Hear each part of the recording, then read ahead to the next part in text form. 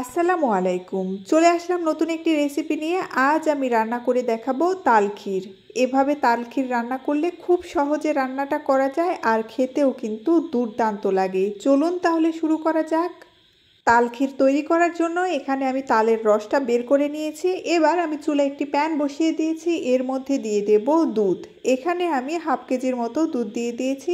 আপনারা চাইলে দুধটা আগে থেকে জাল দিয়ে ঘন করেও নিতে পারেন। এবার দুধের মধ্যে বলক তুলে নেব। দুধের মধ্যে যখন বলক চলে আসবে তখন এর মধ্যে দিয়ে দেব তালের কাঁধ।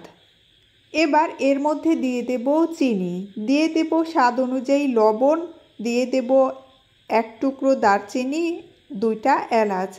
এবার সব কিছু নেড়েচেড়ে ভালো মতো মিশিয়ে নেব। এবার অল্প আঁচে নেড়েচেড়ে তালের মধ্যে থেকে পানিটা শুকিয়ে নেব। অনবরত নাড়তে হবে, না হলে নিচে লেগে ধরবে, তখন তাল ক্ষীরটা খেতে ভালো লাগবে না। দেখুন পানি অনেকটাই শুকিয়ে এসেছে। এই পর্যায়ে এর মধ্যে দিয়ে দেব নারকেল। নারকেলের পরিমাণ যত বেশি দেওয়া যাবে তাল ক্ষীরটা খেতে তত ভালো লাগবে। আবারও নেড়েচেড়ে সব কিছু ভালো মতো মিশিয়ে নেব। এবার আরও কিছুক্ষণ নেড়েচেড়ে তালের মধ্যে থেকে পানিটা একেবারে শুকিয়ে নেব। তাল ক্ষীরটা যত সময় নিয়ে চুলায় রান্না করা হবে তাল ক্ষীরটা খেতে তত বেশি ভালো লাগবে। তাল ক্ষীরটা আমি অনবরত 10 মিনিটের মতো নেড়েচেড়ে রান্না করে নিয়েছি। দেখুন পানি অনেকটাই কিন্তু শুকিয়ে এসেছে। এই পর্যায়ে চুলা থেকে নামিয়ে নেব।